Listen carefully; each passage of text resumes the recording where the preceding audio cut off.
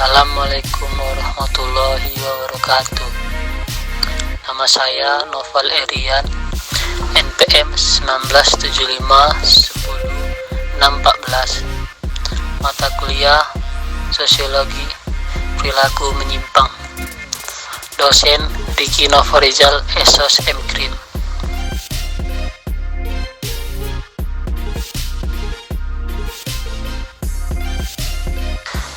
Teori labeling atau teori pemberian cap atau label.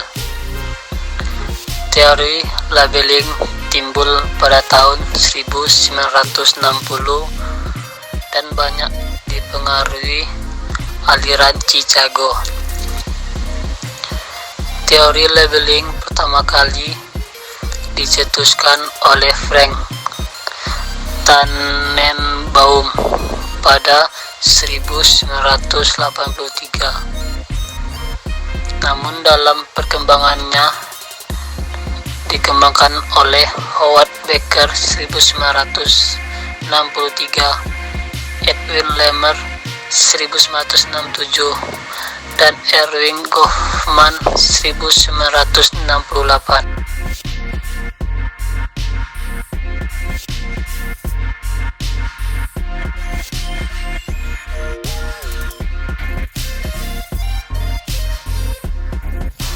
Pengertian labeling.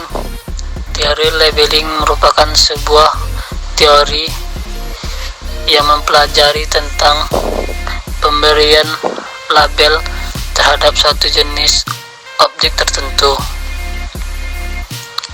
Labeling adalah sebuah definisi yang ketika diberikan pada seseorang akan menjadi identitas diri orang tersebut dan menjelaskan orang dengan tipe bagaimana dia. Teori labeling mengatakan bahwa terkadang proses labeling itu berlebihan karena sang korban salah interpretasi itu, bahkan tidak dapat melawan dampaknya terhadap dirinya.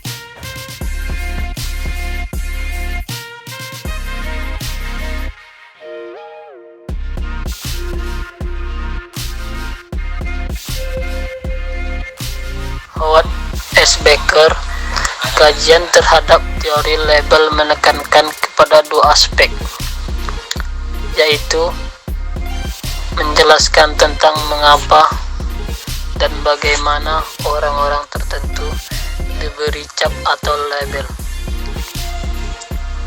pengaruh atau efek dari label sebagai suatu konsekuensi penyimpangan tingkah laku. Dengan demikian, reaksi masyarakat terhadap suatu perilaku dapat menimbulkan perilaku jahat.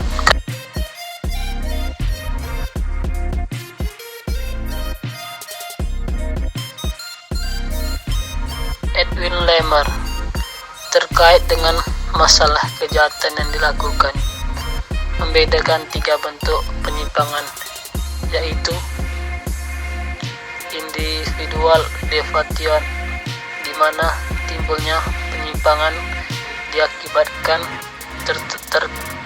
tekanan psikis dari dalam situasional. Deviation sebagai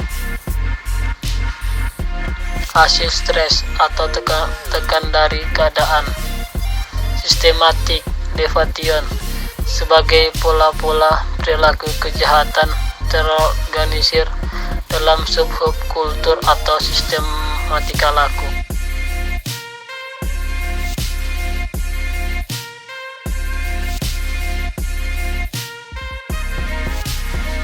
Edwin Lemmer juga membedakan antara penyimpangan primary deviance dan penyimpangan sekunder. Penyimpangan primer muncul dalam konteks sosial, budaya, dan yang sangat bervariasi dan hanya mempunyai efek samping bagi struktur fisik individu. Pada asasnya, penyimpangan primer tidak mengakibatkan reorganisasi simbolis pada tingkat sikap diri dan peran sosial. Penyimpangan sekunder adalah perilaku menyimpang atau peran sosial yang berdasar pada penyimpangan primer.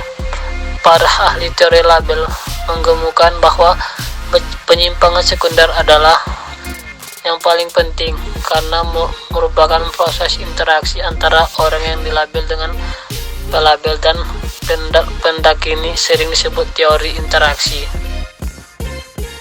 Howard S. Becker harus dibedakan antara pelanggar hukum dengan pelaku kejahatan. Pelanggaran hukum merupakan perilaku, sedangkan kejahatan adalah reaksi kepada orang lain terhadap perilaku itu. Pelabelan terhadap seseorang yang terjadi pada saat atau waktu ketika melakukan aksi, siapa yang melakukan dan siapa korbannya, serta persepsi masyarakat terhadap konsekuensi aksinya. Konsep dalam teori labeling. Primary deviance konsep itu ditunjukkan kepada perbuatan penyimpangan tingkah laku awal. Secondary deviance berkaitan dengan reorganisasi psikologis dari pengalaman seseorang sebagai akibat dari penangkapan dan cap sebagai penjahat. Asumsi dasar teori labeling meliputi aspek-aspek.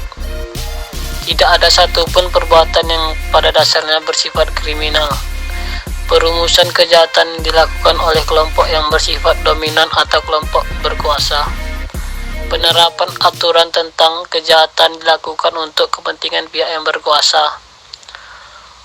Orang tidak menjadi penjahat karena melanggar hukum, tapi karena ditetapkan demikian oleh penguasa. Pada dasarnya semua orang pernah melakukan kejahatan, sehingga tidak patut jika dibuat dua kategori, yaitu jahat dan orang tidak jahat. Pemberian adanya label mungkin akan diterima oleh individu tersebut dan berusaha menjalankan sebagai label yang diletakkan pada dirinya.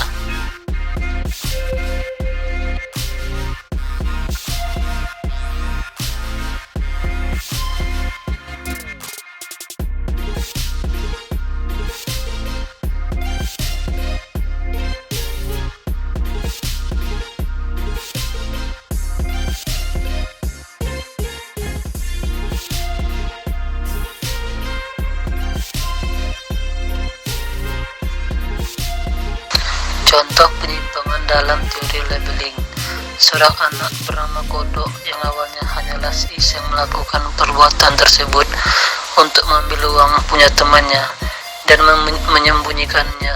Hal itu tergolong penyimpangan primer karena baru pertama kali Kodok melakukannya.